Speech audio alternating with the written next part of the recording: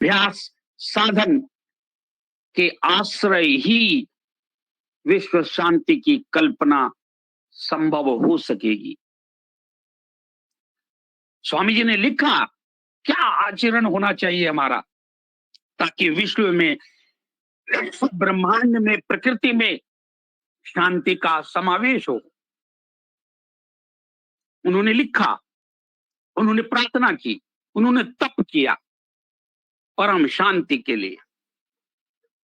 हमारा ऐसा दृढ़ विश्वास है कि यदि मानव को शांति में स्थापित होना है, प्रतिष्ठित होना है, तो विहंगम योग के तत्व ज्ञान साधन वेद और स्वर वेद के ज्ञानालोक में प्रयुक्त होना ही होगा। और यही तो हमारे सदगुरु का महान संकल्प भी तो है। सर्वेद महामंदिर की निर्मित किस कारण से हो रही है? विश्व शांति हेतु ही तो यह मंदिर बन रहा है। अध्यात्म के विकास हेतु ही तो यह महामंदिर बन रहा है, जिसका प्रत्यक्ष अनुभव हम सब कर रहे हैं। सदगुरु ने कहा, प्रार्थना की, क्या कहा? विश्व शांति नाम मंगल परम गुरु को ध्याइए, वर्ग द्वंद अशांति दूर कर भाव भेद मिटाइए। आज कितना भेदभाव, कितना वर्ग द्वंद, कितना द्वेष कलह उपस्थित हो गया है पूरे विश्व में। यही तो अशांति की वजह है, यही तो तनाव का वजह है, यही तो तनाव का मूल आधार है, यही तो सारे दुर्गुणों की जड़ है। स्वामी जी ने कहा नहीं, उन्होंने संकल्प किया कि मैं पूरे विश्व में शांति स्थापित करूंगा। कैसे? अपने नियम सिद्धांत के, अपने आध्यात्मिक सिद्धांत की बदौलत, अपने आध्यात्मिक ज्ञान की बदौलत, अपने आध्यात्मिक वेद साधन अभ्यास की बदौलत। विश्वराज विधान प्रकाश किया, भूमा ही प्रचार विचार किया, अध्यात्म धरा सुख शांति बने, गुरुदेव दया कर दीन जने। हे प्रभु शांति प्रदान कर, दूर हो सर्व अशांति, देव सदा फल शांतिमय, शांति शांति सुख शांति। ऐसा कहा हमारे स्वामी जी ने, ऐसी प्रार्थना की, इसी के लिए तप किया। 17 वर्षों का कठोर तप उस परम शांति को की उपलब्धि के लिए ही तो हुआ। और देखिए, मानव चिरकाल से सुख शांति की खोज में है, वह सुख शांति की प्राप्ति के लिए अनवरत प्रयासरत है। परंतु यह जानना भी आवश्यक है कि सुख शांति कैसे उपलब्ध होती है, किस अवस्था में आप परम शांति का अनुभव करते हैं, और यह उपलब्धि कैसे और किसके द्वारा प्राप्त होती है। कौन है शांति प्रदान करने वाला? किसके ज्ञानालोक से, किसके साधन वेद अभ्यास से शांति उपलब्ध होती है, शांति प्रकट होती है, शांति प्रत्यक्ष होती है। देखिए, हमारे सदगुरु देव ने कहा, आत्मिक चेतन आधार से विहंगम योग के साधन द्वारा ही शांति प्राप्त और उपलब्ध होती है, अन्य मार्ग नहीं है। स्पष्ट है स्वामी जी का विचार, आप्त है, यह आप्त सिद्धांत है स्वामी जी का। उन्होंने कहा, आत्मिक चेतन आधार से विहंगम योग के साधन द्वारा ही शांति प्राप्त और उपलब्ध होती है, अन्य कोई मार्ग नहीं। क्योंकि सारे जो साधन हैं, सारे जो अभ्यास हैं, प्रकृतिगत हैं, और सर्व ओर अशांति और उपद्रव का वातावरण है। हमारा मन अस्थिर है, चंचल है। सर्व अशांति और उपद्रव का मूल कारण क्या है? मन का स्थिर न रहना ही है। मन स्थिर हो जाए तो फिर शांति की स्थापना हेतु आप अपने प्रयास, आप अपने पुरुषार्थ को आकार दे सकते हैं। तो अशांति के अभाव में, शांति के अभाव में यह सब संभव नहीं है। तो अशांति और उपद्रव का मूल कारण क्या है? मन का स्थिर न रहना ही है। जब आत्मा का संबंध मन से होता है, तब अनेक तरह की विपदा, समस्या, उपद्रव और अशांति का वातावरण उपस्थित हो जाता है। समाज में, राष्ट्र में और विश्व में भी अशांति का कारण क्या है? व्यक्ति के मन के विकार ही तो है।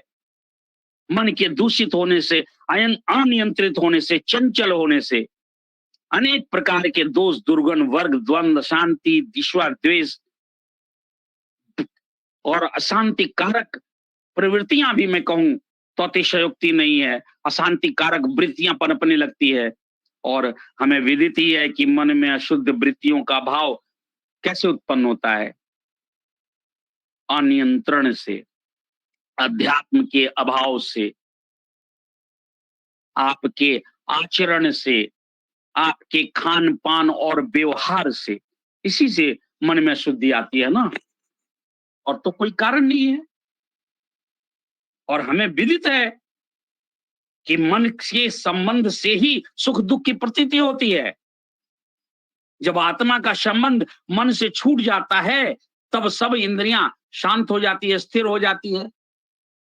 और जब तक आप मन से संबंधित होकर इस अल्प संसार में भटकते रहते हैं, प्रकृति में भटकते रहते हैं, तब तक पूर्ण शांति कहां प्राप्त होती है?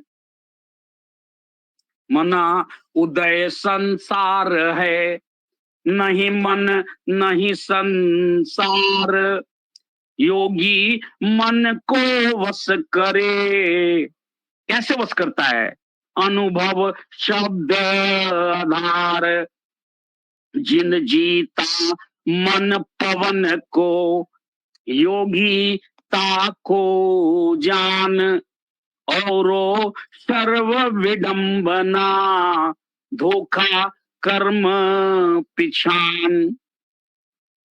और इसलिए अध्यात्म के विकास की यात्रा मन की शांति के अभ्यास से ही आरंभ होती है।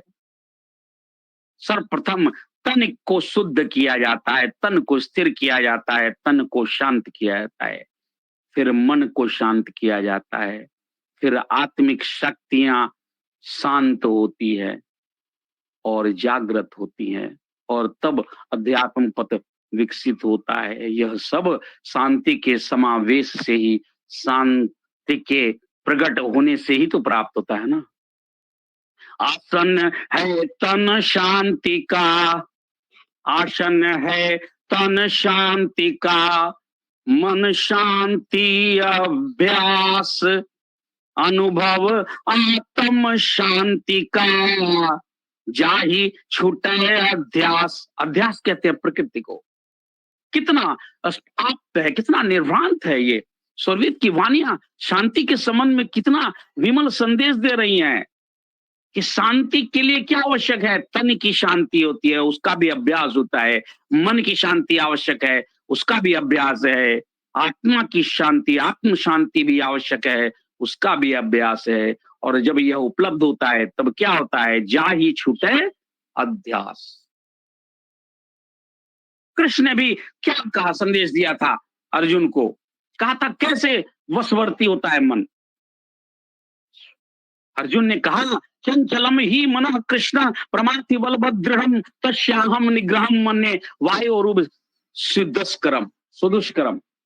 और उसका उत्तर क्या दिया था कृष्ण ने? और संशयम ही महाबाहो मनो दुर्निग्रहम चलम, अभ्यासेन तु कौन्तेय वैरागेन च गृह गुह्यते। देखिए, सारे लोग तो एक ही बात कह रहे हैं कि मन की प्राचीरों से ही युद्ध की प्राचीरें निकलती हैं, तो मन को रोकना आवश्यक है।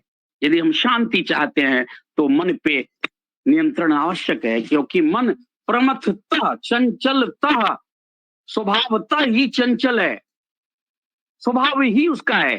प्रमथन उसका मूल स्वभाव है, इंद्रियों के प्रमथन में वह प्रयुक्त है।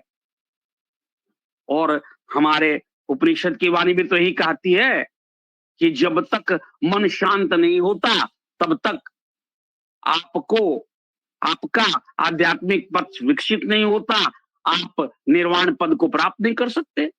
मन एव मनुष्यानाम कारण बंध मोक्षयो, बंधयाय विषयाशक्तम मुक्तय निर्विषयम स्मृता। कितनी स्पष्ट धारणा है उपनिषद की।